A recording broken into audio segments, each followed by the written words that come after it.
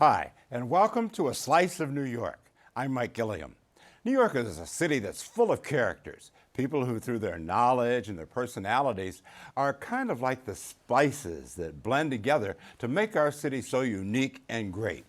We're sitting down with one of them, filmmaker and critic Mike Sargent, to talk about everything from science fiction and his favorite movies to Afrofuturism and his career behind the microphone, on the radio, and as a podcaster.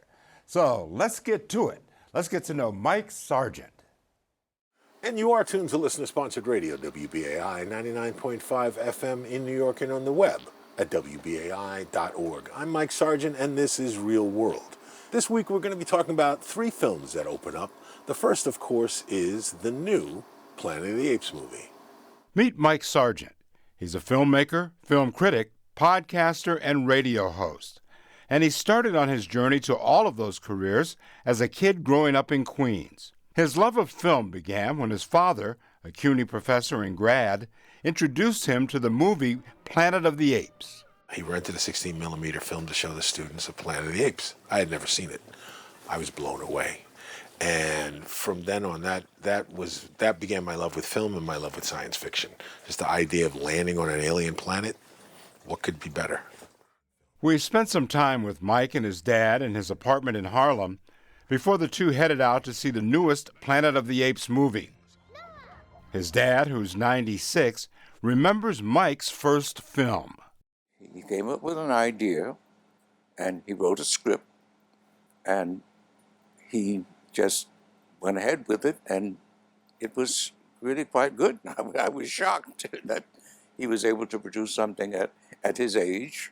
And 12 years old. Yes, at 12. And he completed it.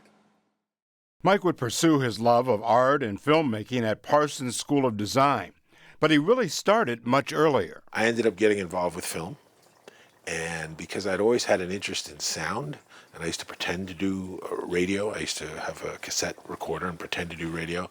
So I got an interest in sound, and I started doing sound for film, and then a little acting for film, and then storyboards for film, and then, wanting to direct my own film. So I played all these different positions in film, but it was always storytelling.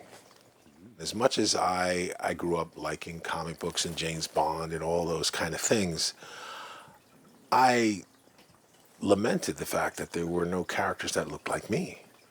When I started doing my James Scott project, which was sort of a James Bond in outer space, a black secret agent in outer space, I could count on one hand, and I made it my business to know all of those science fiction authors then. All of the early work was leading to a foray into an area he loves, Afrofuturism. Well, Afrofuturism is science fiction with an Afrocentric sensibility.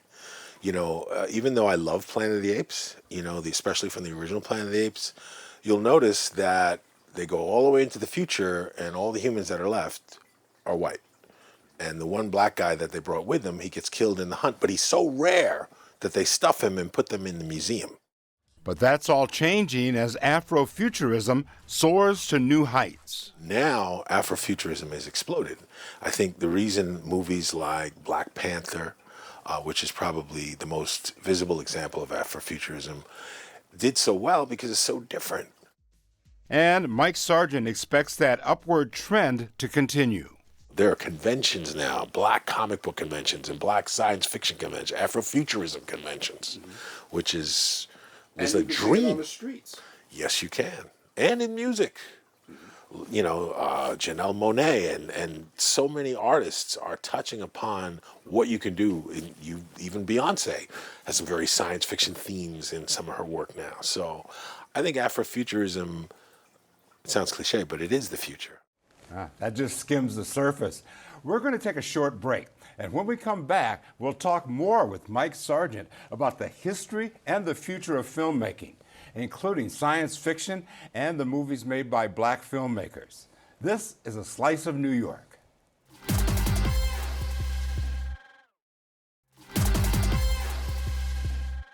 Welcome back to A Slice of New York. I'm Mike Gilliam.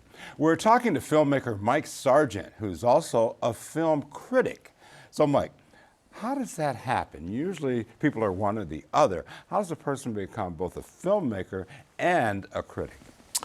Well, it's an interesting story because I started out as a filmmaker, but then some circumstances came into my life to allow me to become a film critic.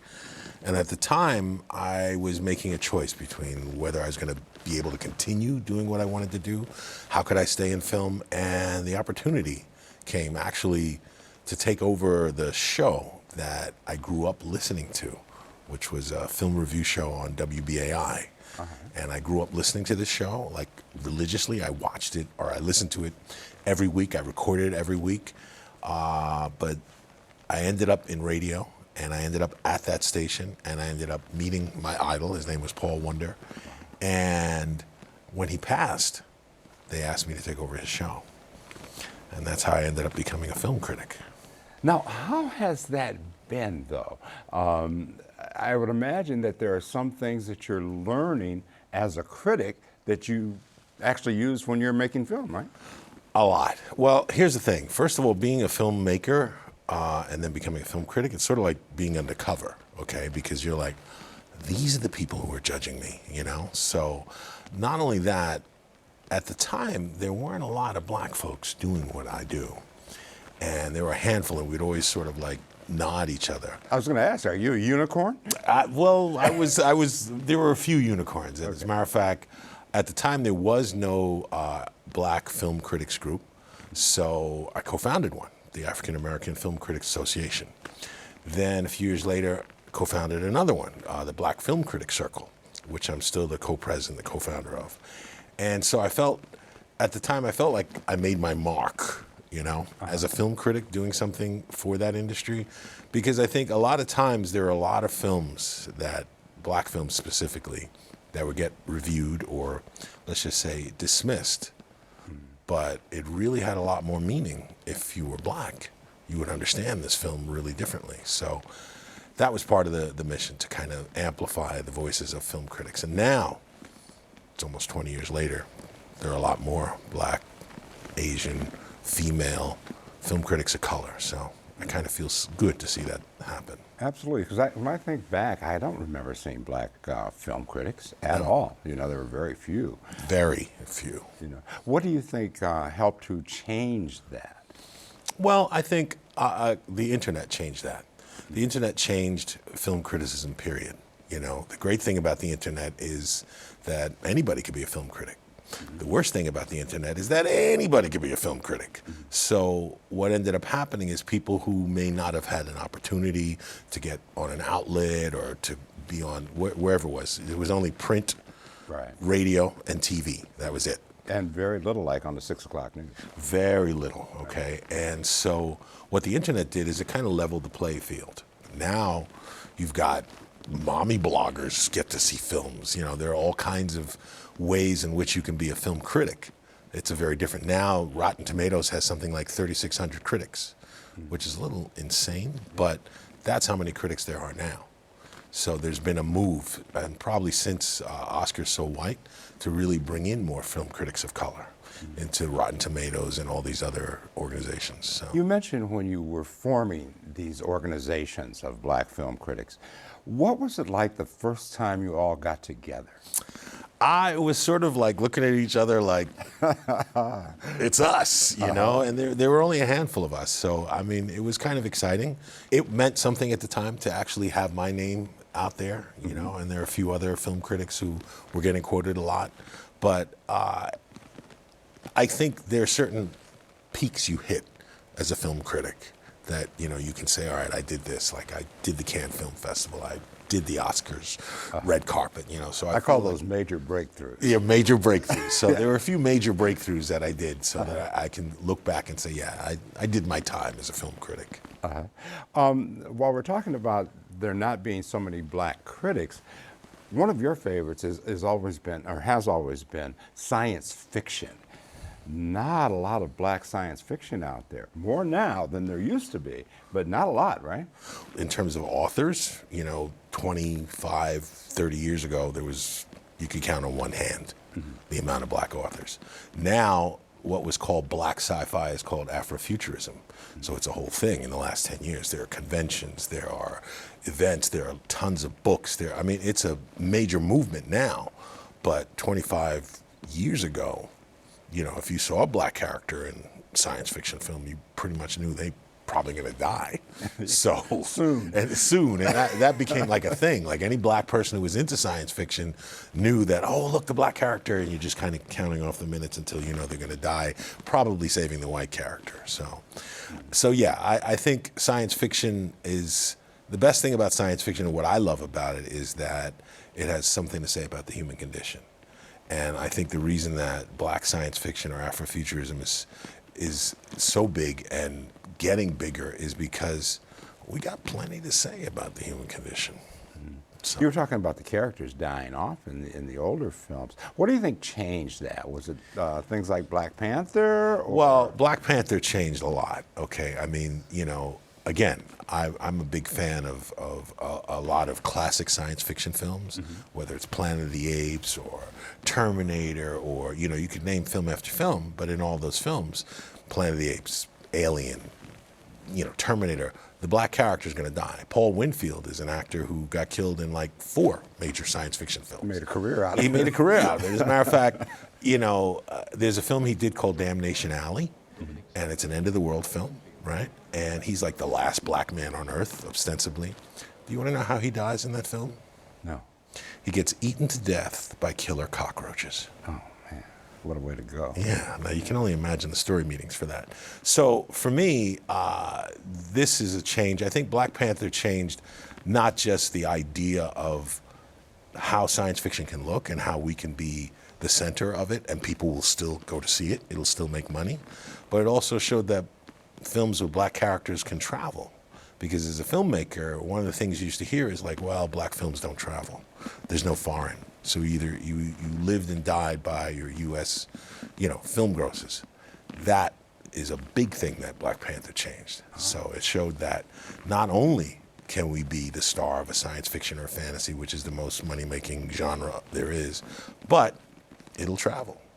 At the core of Black Panther is something you've never seen. The idea that there's some place on Earth that's never been colonized. That's, with all the science fiction that's ever been written, that's never happened. Right. And that's just one part of the concept.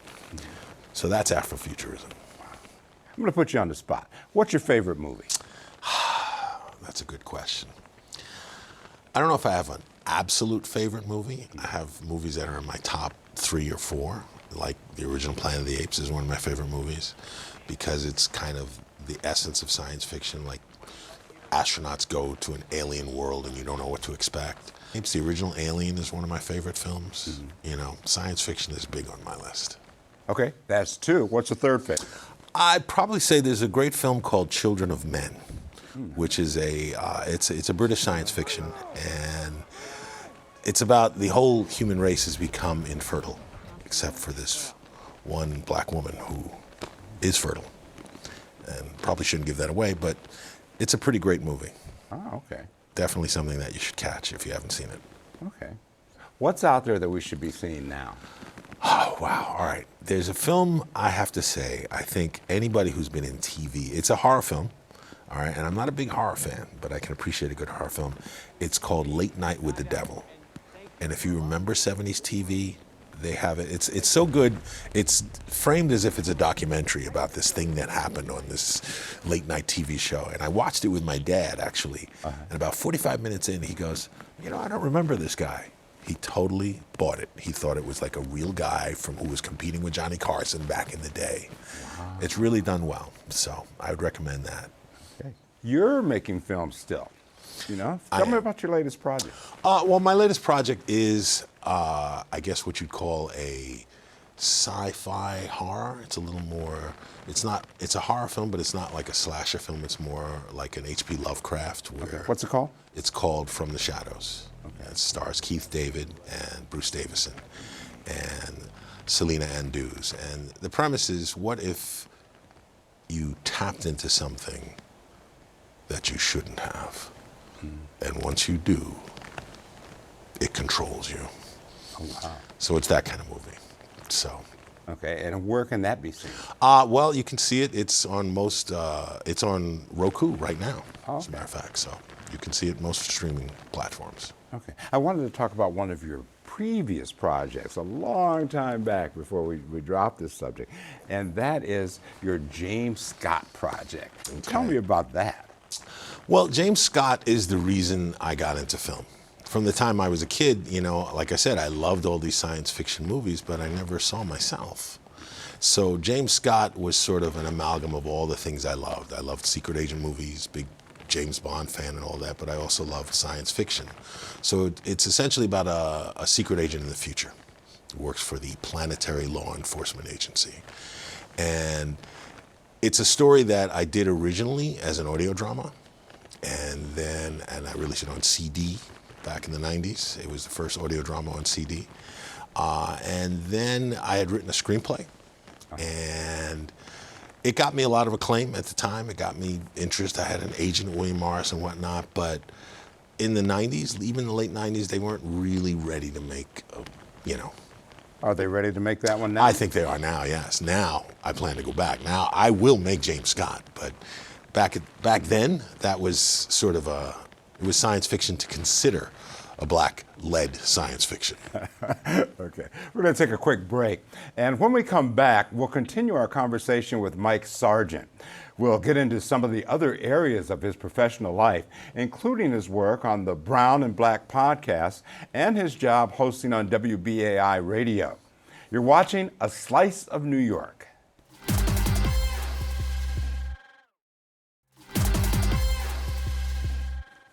Welcome back to A Slice of New York. I'm Mike Gilliam. So we know Mike Sargent is involved in films, but he's also behind the mic, both as a radio host at WBAI and co-host of a podcast called the Brown and Black Podcast.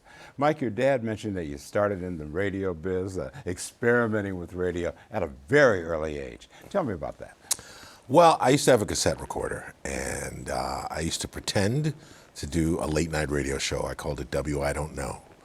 And I used to do it on my own, and then I used to do it with friends, and we'd pretend to be on the air and taking weird calls and playing music and whatnot. And then, of course, I grew up to do a late night radio show and take weird calls and people in the middle of the night and whatnot. I'm not finished with the early years Okay, yet. Did but you guys yeah. broadcast that?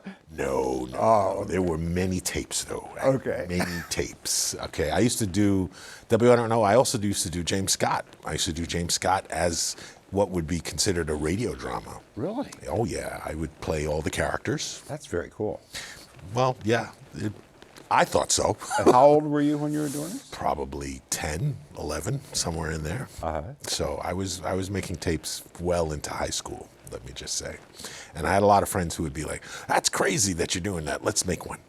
So it was definitely, doing radio, doing audio was always a passion. It was something that I enjoyed doing even when I wasn't really on the air, just pretending to be on the air. But now you are, and you're doing something called Real World. Real World. And also Night Shift. Correct, yeah. Well, Night Shift is a late night show where I take calls, and the theme of the show is that life is like science fiction. And we just talk about how reality really resembles science fiction, which is even more so today than ever before. And then Real World is my film review show, and I do that. That's on like Friday evenings here in New York. So it's still doing 2 shows a week, still a lot, plus the podcast. So, yeah. That's excellent. Let's talk about that podcast, the Brown and Black Podcast. You do that with Jack Rico. Jack Rico, yes. Tell me about that and what that's all about. Well, it's really about the intersection between race and pop culture. And, Jack Rico, we tease each other. I said Jack's like the Latino version of me, and I'm the black version of Jack. We've had similar paths and careers. We were both film critics. We both have done radio. We both did TV. But there are a lot of subjects that don't always get talked about in the media in the way we think it should. And we're both experts on pop culture, but we felt that we needed to do something that would really talk about these topics and how they impact both our cultures.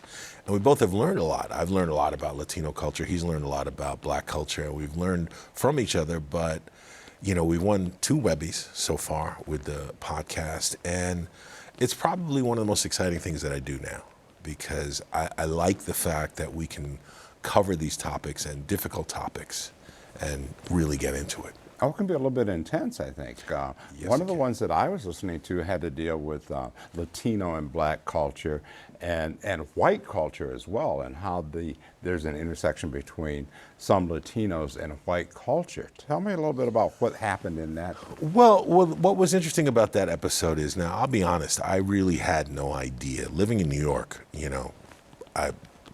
half my friends were Latino. I never really, it really was kind of a shock for me to discover that there was anti-blackness within the Latino community. Over the last few years now, I'm keenly more aware, and there have been more things than Nora Martinez. But what this episode was about was really talking about, the future. Like, why are so many Latinos willing to side themselves, let's just say, with a party, or a representative that is, doesn't necessarily respect them? Why would they want to be white? You're talking about the Republican Party. The Republican Party. And what we had read an article in Newsweek where this writer talked about that it's not so much that Latinos want to be white, but they embrace the ideology. And the ideology is, the winner, the dominant, like, who doesn't want to be part of the dominant culture? And the idea that you don't really want to equate yourself with those who are treated less. You don't really relate to those Latinos, the immigrants or the this or the that. You relate to, And there's kind of a place for those that and you're there's not dealing with, right? exactly. And it's similar in the black community too, where, there are always those black people who are like not a credit to the race kind of thing. Right. And there's always that feeling. So Kind of the same thing. Kind of the same thing. So that's what we were exploring in that episode. And it is fascinating because, to me, like, why does somebody like a Tim Scott exist? Like, what does he get out of it? What does he get out of just aligning himself with people who clearly don't really care about him? Right. But it is, again, that ideology. You want to be on the quote-unquote winning team. You want to be on the side that's dominant. And so that's kind of what we can get to explore, and that's what that episode was about. Very interesting. We've been talking a bit about the technology involved in filmmaking and the internet. Same thing with podcasting. It seems like everybody has a podcast now, just over the last couple of years. Where do you see this going? Are there too many right now? Well, that's yes and no. It's really fragmenting the audience. Well, it has fragmented the audience, and it also means it's very hard to get heard. It's very hard to make any money. A lot of people do it because they love it, because they have something to say, because everybody else has podcasts. I should have podcasts. People think they have things to say, and they really don't have much to say. But I think where it's headed is, I think it's just going to continue. I think people are going to keep making podcasts. In terms of where the industry is headed, I think, like everything else, I think the cream will rise to the top, but I think we're definitely in a glut right now. Yeah. Do you think it will hurt broadcasting? I think it already has. Mm-hmm. I think that podcasting has supplanted radio. Mm-hmm. I think that radio is not a fraction as relevant as it was 10 years ago. 15 years ago. I think, when I started as a film critic, major market radio meant something. Yeah. Now, online, mommy bloggers, they might be more important than, a New York film critic. Did you ever think you'd be saying that 10 years ago? No, I did not. I thought I was in a rarefied group at the time. So now it's a little different. Okay, that's going to have to be the last word. I want to thank our guest, Mike Sargent. You can check him out on the Brown and Black podcast with Jack Rico and on WBAI Radio.